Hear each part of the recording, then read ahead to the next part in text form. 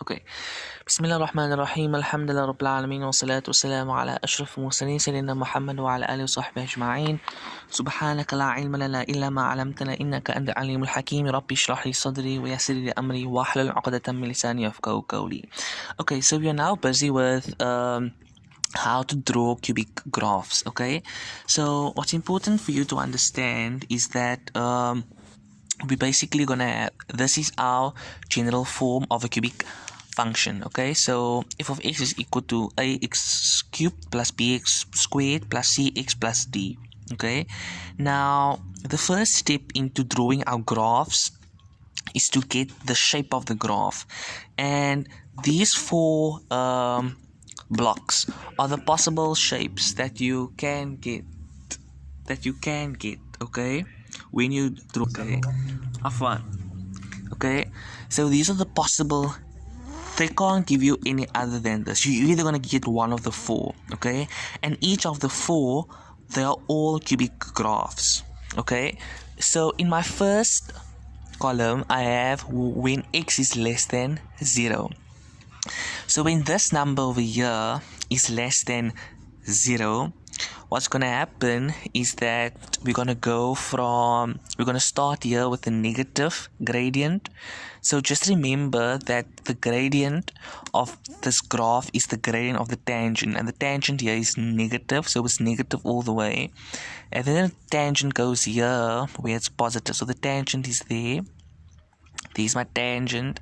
My tangent is negative gradients all along, and then here the gradient is 0. Okay, so there the gradient is 0. The gradient is 0. Then after that, there's my tangent. So my tangent is there. Then my tangent is now positive again. So now it's positive all the way. So it's positive gradients. Can you see there? My tangent is positive until it reaches 0 again in terms of my gradient. So my gradient is 0. My gradient is 0.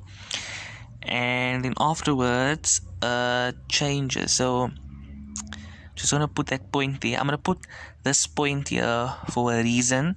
I'm gonna show you later. Okay, and then there's my tangent again. So my tangent is there. After this point, my tangent is gonna go above my graph. So the tangent is above the graph. Okay, so that's my tangent. Okay, speak about this a bit later on. Okay, so negative, positive, negative in terms of the gradients. Okay, then in this graph over here, you'll see that my gradients, can you see there? This is my tangent. So my tangents are negative gradients. Then here's a point there.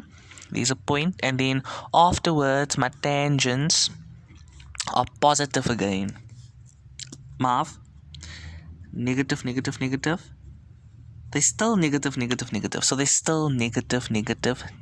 Okay, but that only happens if a is less than 0. Okay. With this graph, you will see it will come always in a form like negative x minus 2 to the power 3 plus 1.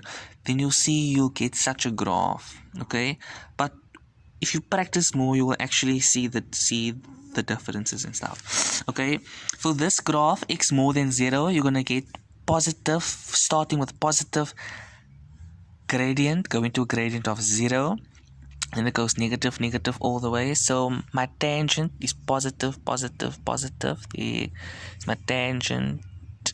Then it goes negative, and this point is very important.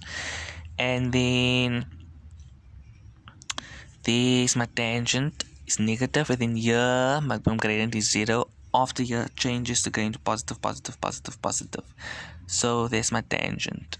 Okay, my tangent.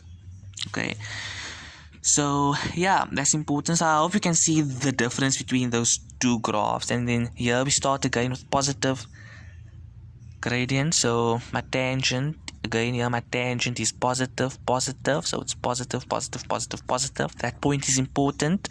And then this tangent here is again positive and positive. in terms of our gradient. So this is very important to understand. So in this case, A is less than 0, and here A is more than 0. And you can see that there's like a plus there. It's actually positive there, okay? Usually the positive sign is not shown, okay, if there's a 1. But anyway, so I hope you understand this part in terms of the shape of my graphs, okay? Now the second thing I would like to speak about is, okay, if you want to find your y-intercept, so if you want to find your y-intercept of anything, okay, so the steps of my graph is the shapes. So I spoke about the shape of my graph. To get the y-intercept, you just make x equal to 0 to get the y-intercept, because y-intercept is 0 and y, okay? So you make x 0 to get the y-intercept. That is very easy. I'm going to show you when I do the graphs, inshallah.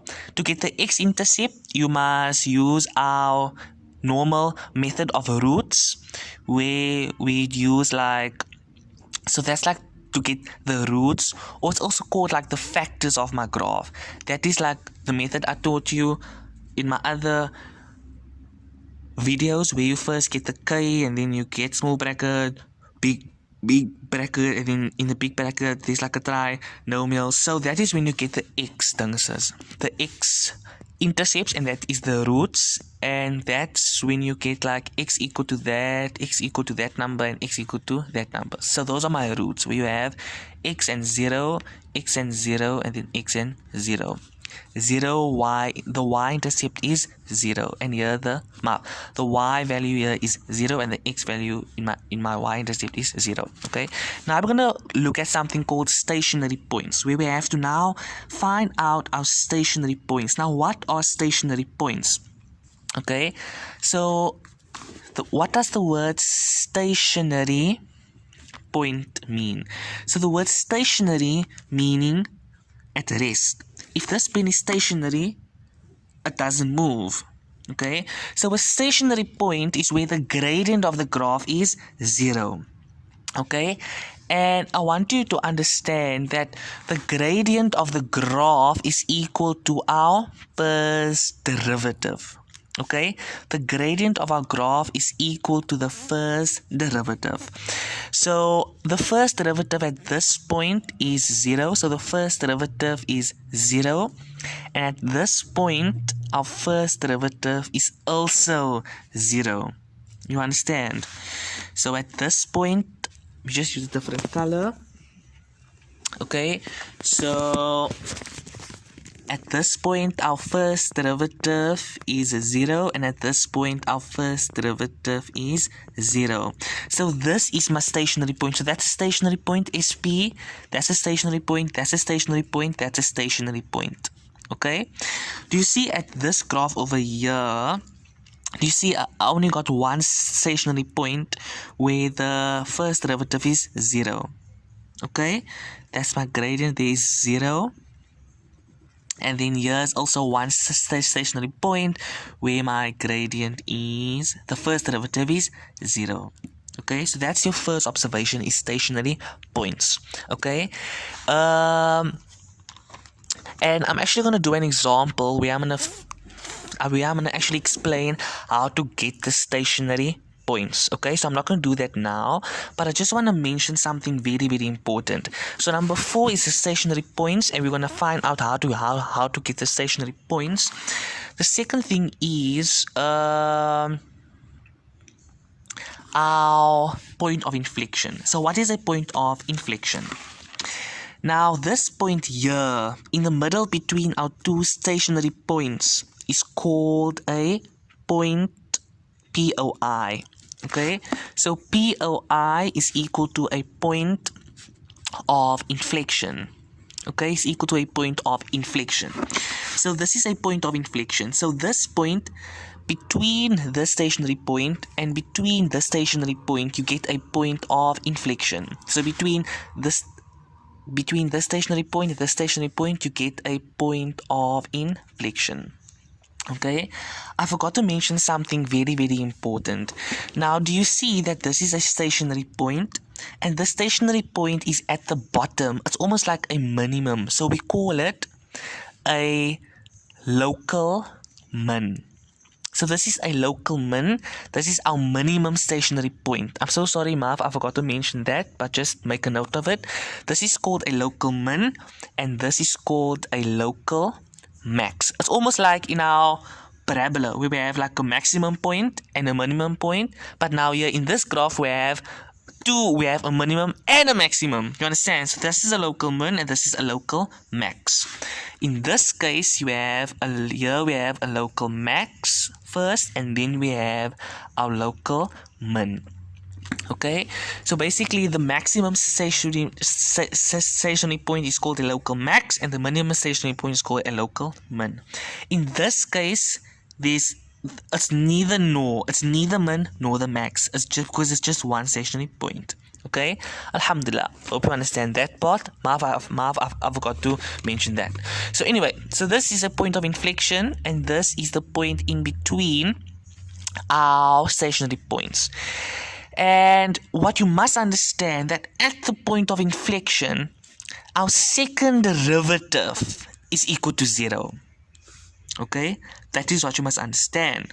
So at the stationary point, our first derivative is 0, but at the point of inflection, our second derivative is 0. I'm going to speak later about the second derivative. Okay, wait. I think I'm going to speak to you now about the second derivative. Should I? No.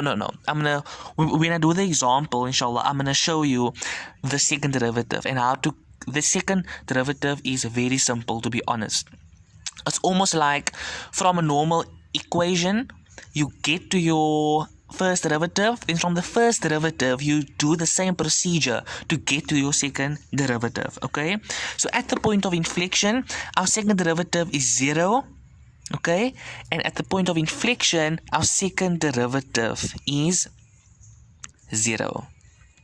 Okay, so at this point is also a point of inflection.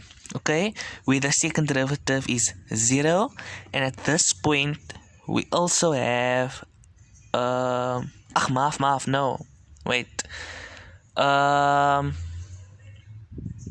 I'm so sorry for this.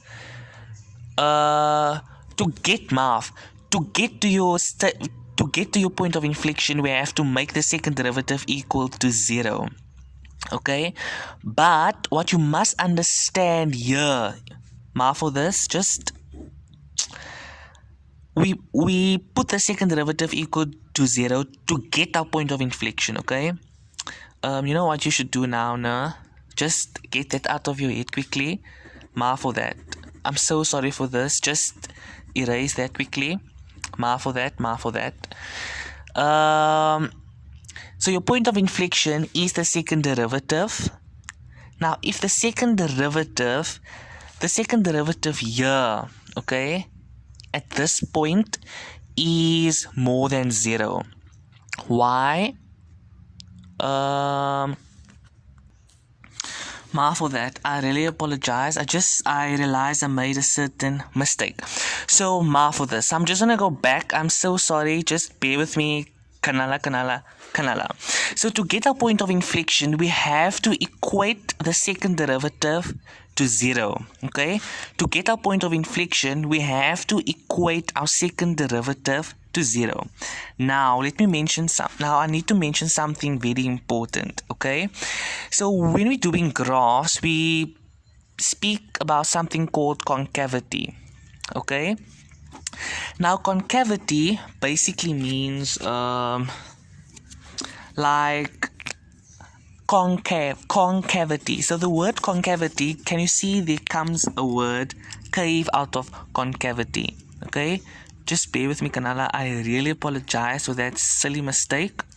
So to get this point of inflection, we have to equate the second derivative to 0. I'm going to show you when I do the example, inshallah.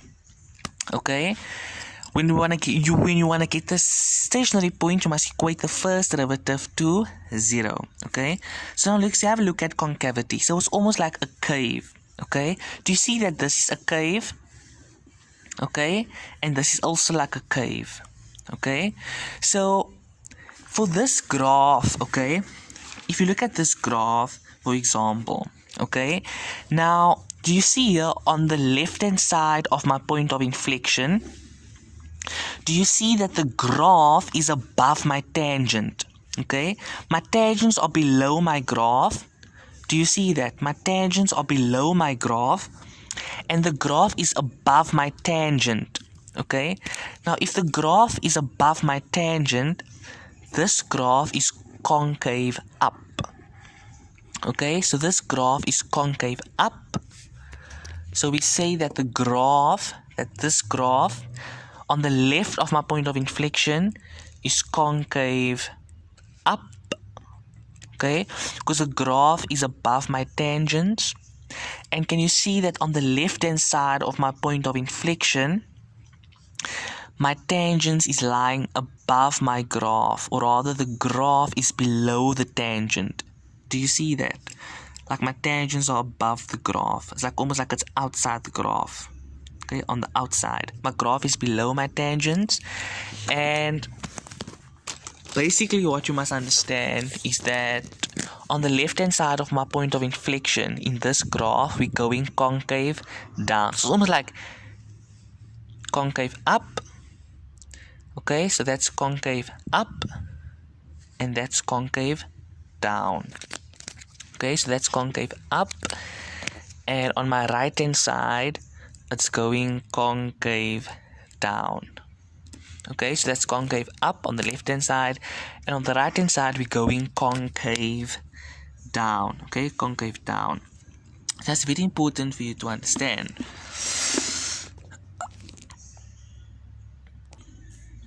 Okay, so in this case here over here, to get the point of inflection, you're going to have to equate the second derivative to 0. And here we're going to also have to equate, so this is the point of inflection there, you're going to have to equate the second derivative to 0. Okay, I'm going to speak about more of this when I do the actual example. Okay, about concavity again, can you see in this graph over here, to the left hand side of my point of inflection is now going concave down. So it's going concave down. So this is called concave down. Okay, where my tangents are above my graph, the graph is below my tangents. Can you see that? And then in this part over here, we're going concave up. So that's where my tangents are below my graph and the graph is above my tangents. Okay, so that's just what I wanted to mention.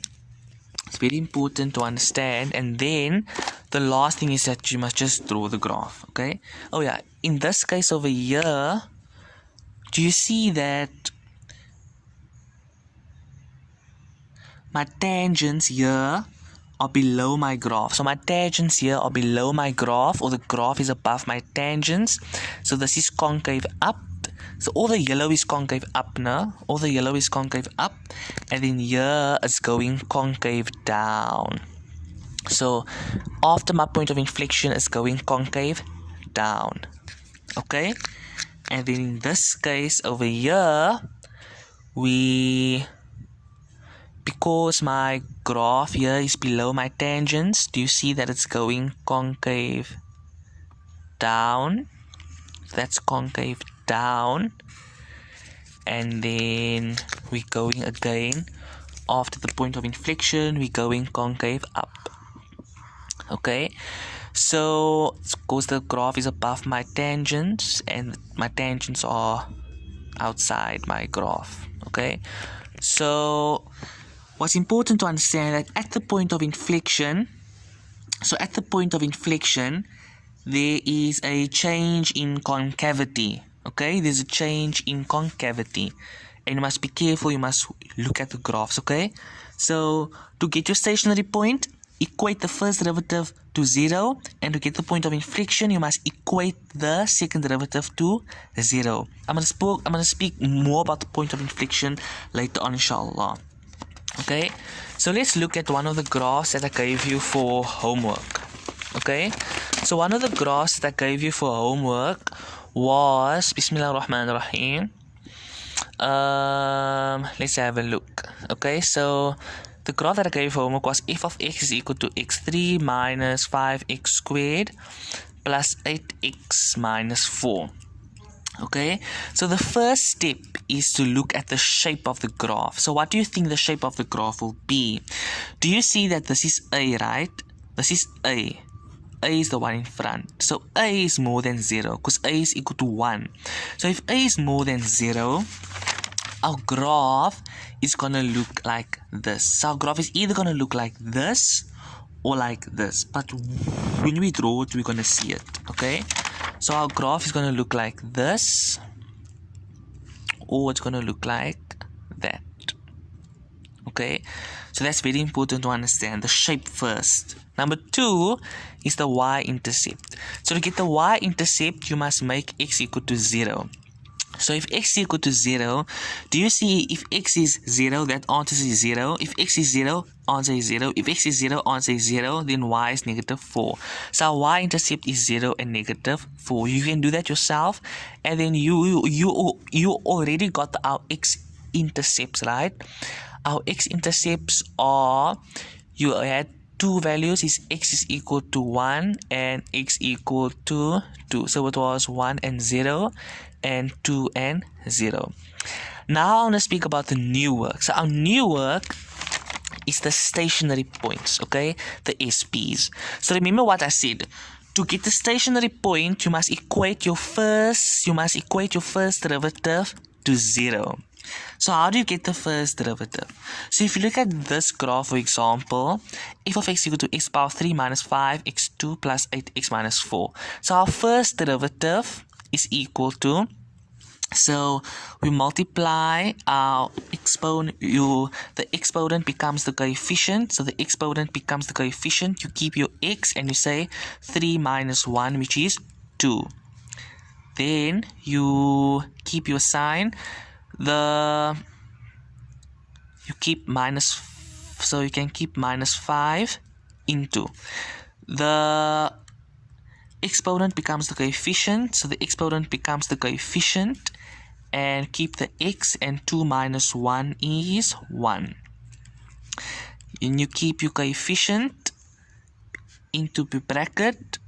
The exponent here is 1, so the exponent becomes the coefficient. The exponent becomes the coefficient. Keep your x, and 1 minus 1 is 0. So that is 0.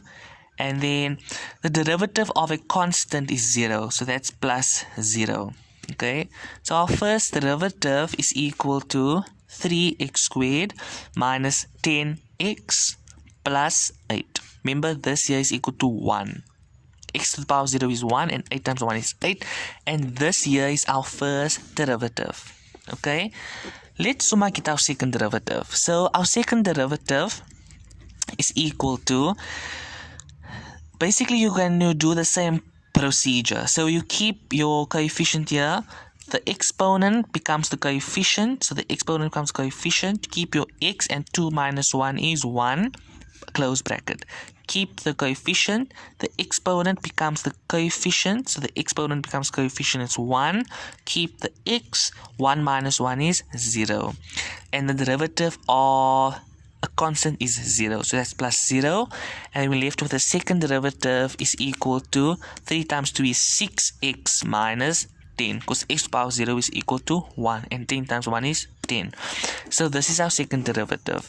So Asuma did both derivatives just to make it easier for us. So that's our first derivative, and this is our second derivative. So to get our stationary point, we have to equate our first derivative to 0, okay, to get the x values. Okay, so our first derivative is equal to 3x squared minus 10x plus 8, and that's equal to 0.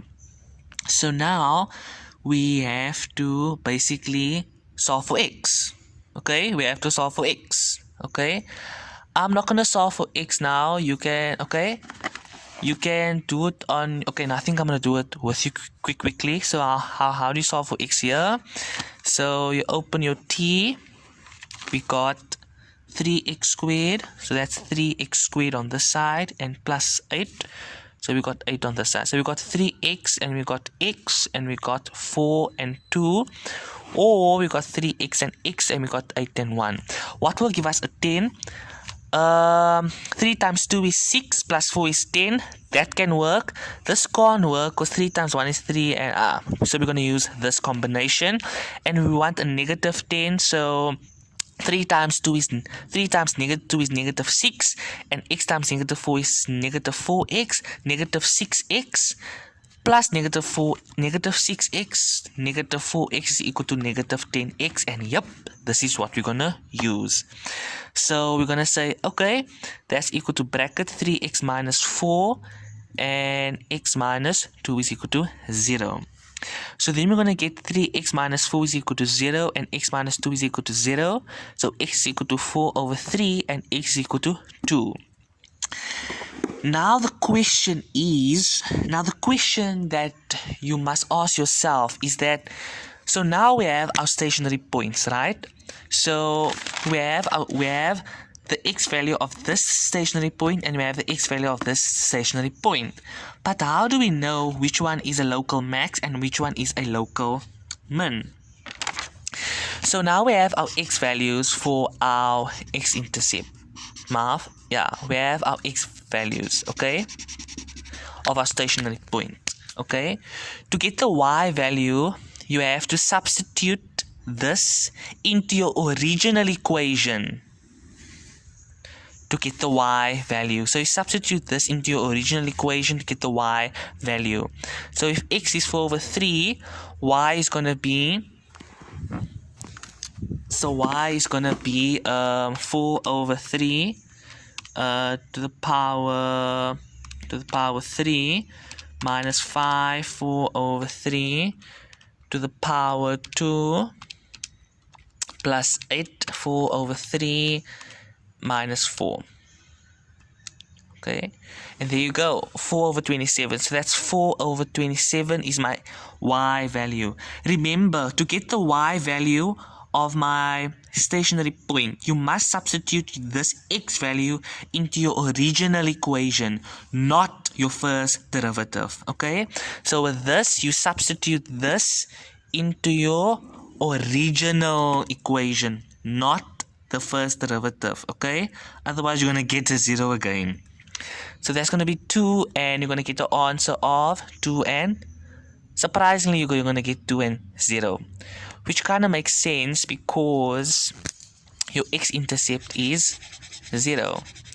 One of your x-intercepts is 0. So if you substitute 2 into your original equation, you're going to get a y of 0. So these two coordinates are the coordinates of my stationary points. Okay, but the question is, how do we know which one is a maximum and which one is a minimum? Okay, because you know, stationary points, there's going to be a maximum stationary point and there's going to be a minimum stationary point. So what we do in maths, and what you must always do this for all your questions, okay, for all your graph. So what's going to happen is that we have a second derivative. Okay, so if my second derivative, okay, if you substitute one of these x values in my second derivative, and if it gives you an answer of more than 0, so think of it like this: more than 0, it's a happy graph, so you're gonna get a local min. Do you see that? If your second derivative, and you substitute either of these x values in my second derivative, and your answer is less than 0, so think about it like this: less than 0, sad graph, you get a local max. Okay, so you get a local max, so a local min and a local max, and that's how you get your local min and max. Okay, let's try it out. Oh yes, and I have to mention something. If your second derivative, right, you have a second derivative and you substitute a x value into your second derivative and it's 0, that means that at that stationary point, that means that there's no min and there's no max. There's no min and there's no max. And what graph has no min and no max? This graph has no min and no max. So here, if you have your second derivative, okay, and you substitute this x value, right, that you got from a stationary point into your second derivative, and it's 0, then you actually found out that there's no min and there's no max. I'm gonna do an example of this later on, inshallah. Maybe tomorrow, no, maybe on Wednesday, I'm gonna do an example of where there's no min and no max. But most of the time you're gonna get a local min and a local max. Okay, let's try it out.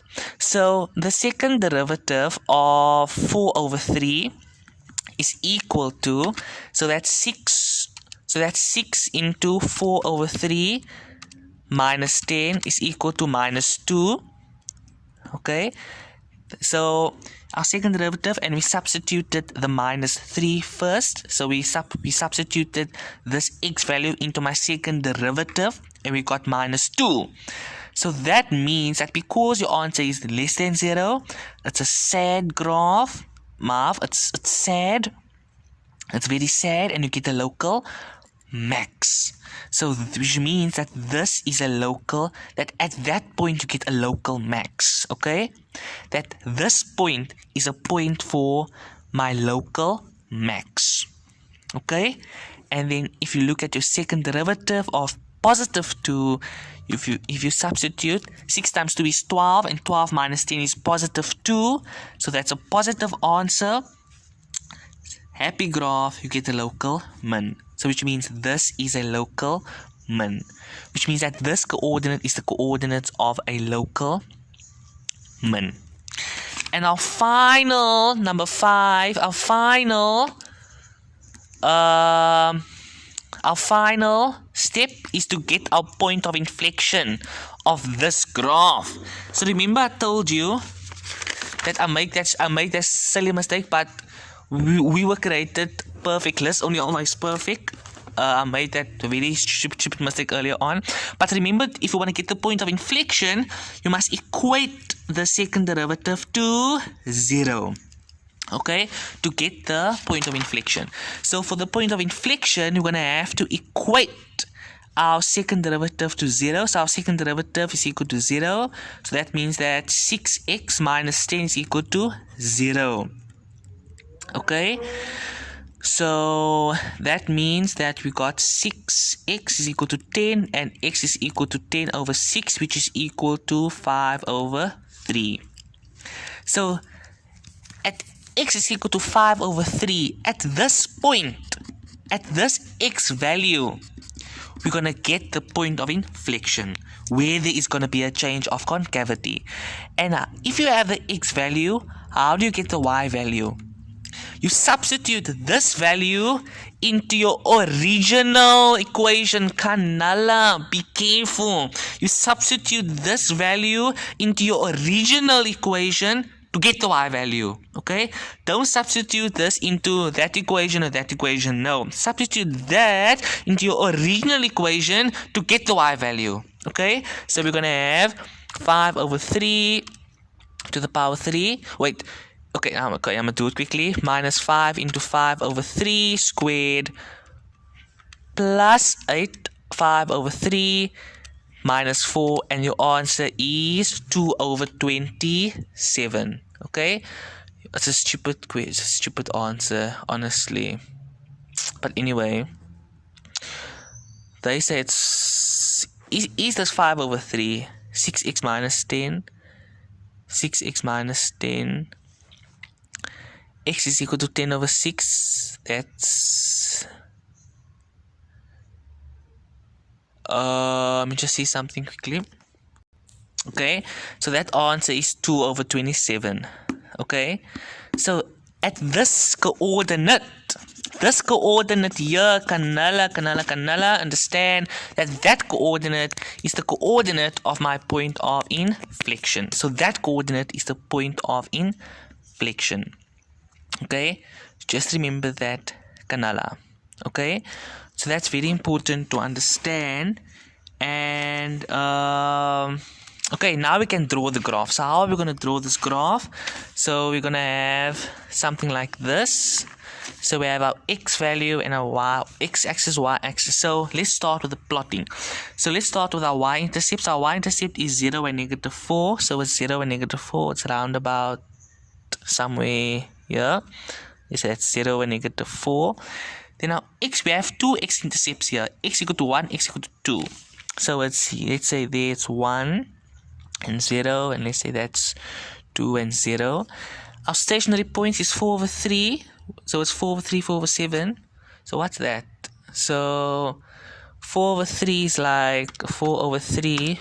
Oh, it's 1.33. So it's about here for x value. And then the y value is around about here.